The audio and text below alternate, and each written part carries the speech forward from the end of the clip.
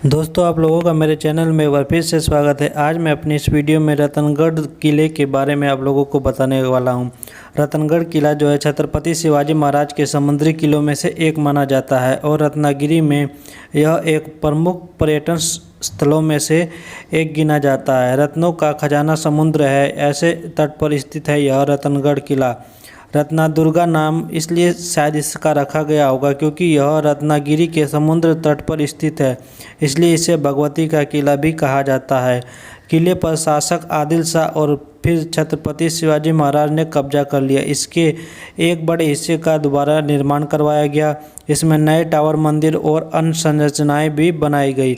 इसके बाद इसके देखरेख के लिए मराठा साम्राज्य के नौसैनिक प्रमुख कन्होजी आंग्रे को सौंप दिया गया।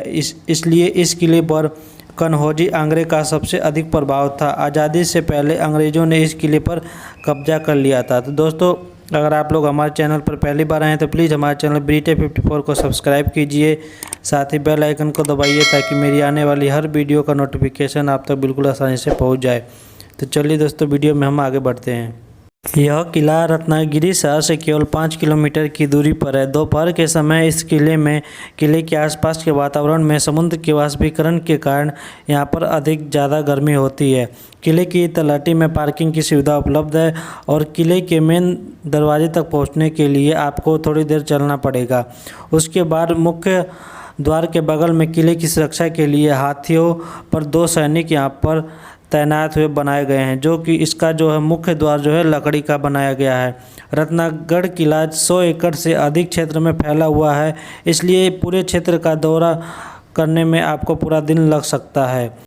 किले के आरंभ में ही आप लोगों को देवी भगवती का मंदिर देखने को मिल जाएगा। इसे रत्नागिरी और कोली बंधुओं का ग्राम देवता भी माना जाता है, इसलिए इस किले को भगवती किला भी कहा जाता है।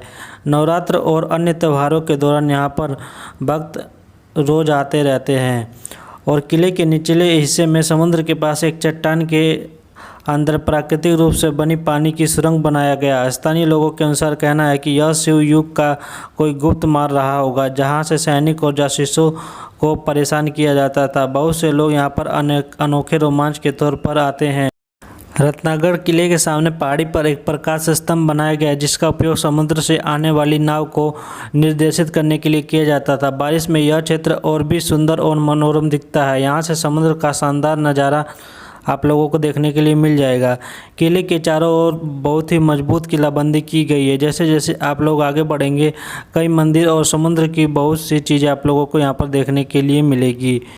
अगर रत्नागिरी आप लोग आते हैं तो इस किले के खुलने का टाइम सुबह 7 बजे से शाम के 6 बजे तक है और घूमने का सबसे अच्छा टाइम सर्दी के टाइम का है। पार्किंग की सुविधा यहाँ पर उपलब्ध है। अगर इस किले के निर्माण की बात करें तो इसका निर्माण बहमनी काल के दौरान किया गया था। 1670 में मराठा राजा शिवाजी ने बीजापुर के आदिल शाह के हाथों से यह किला जीत लिया था। राजा शिवाजी ने 2 कमांडिंग पॉइंट पर सुरक्षा टावर बनाए गए थे और एक दक्षिण और दूसरा पुराने कोर्ट हाउस के पास। मराठा एडमिरल कन्होजी आंग्रे द्वारा गढ़ की रक्षा में सुधार किया गया। धोंडू भास्कर प्रतिनिधित्व ने पेशवा शासन के दौरान किले की कुछ छोटी सी मरम्मत भी की थी। किला बाद में 1818 में अंग्रेजों ने जीत लिया। 1950 में भगवती के मंदिर का दोबारा निर्माण करवाया गया। किले को एक पहाड़ी के ऊपर बनाया गया है और इसका आकार घोड़े की नाल जैसा है और इसका क्षेत्रफल 120 एकड़ है। रत्नादुर्ग 3 तरफ से समुद्र से घिरा हुआ है और इसके पूर्वी हिस्से पर जमीन है। किले के आधार पर मिरकवाड़ा बंदरगाह है। किले के अंदर आप लोगों को यहाँ पर बहुत सी चीज़ें देखने को मिल जाएगी। यहाँ पर सबसे प्रसिद्ध भगवती का सुनिर्मित शिव मंदिर है। जैसे ये भगवती देवी के दर्शन करने के लिए आगे बढ़ते हैं, एक स्थान पर हमें चारों तरफ से दीवारें दिखाई देती है। यहाँ पर 3 मुंह वाली मेट्रो बनाई गई है। हालांकि आज सुरंग का उपयोग नहीं किया जाता है, लेकिन प्रकाश स्तंभ से किले के प्रवेश द्वार तक पहुंचने वाली प्राचीर से एक विशाल गुफा आप लोगों को देखने के लिए मिल जाएगी, जहां सुरंग नीचे समुद्र तट पर समाप्त होती है। इन दीवारों द्वारा संरक्षित 3 मुंह वाली सुरंग से थोड़ी पैदल दूरी पर एक टावर है, जहां से समुद्र का बहुत ही अच्छा दृश्य दिखाई देता है। इस टावर का नाम रेड बुरुज है और इस पर एक स्तंभ भी खड़ा किया गया है। किले के एक तरफ लाइट हाउस बनाया गया है और इस लाइट हाउस से पूरे रत्नागिरी शहर और समुद्र का बेहद खूबसूरत नज़ारा आप लोगों को देखने के लिए मिल सकता है। किले में एक छोटा तालाब और एक गहरा कुआं भी बनाया गया है।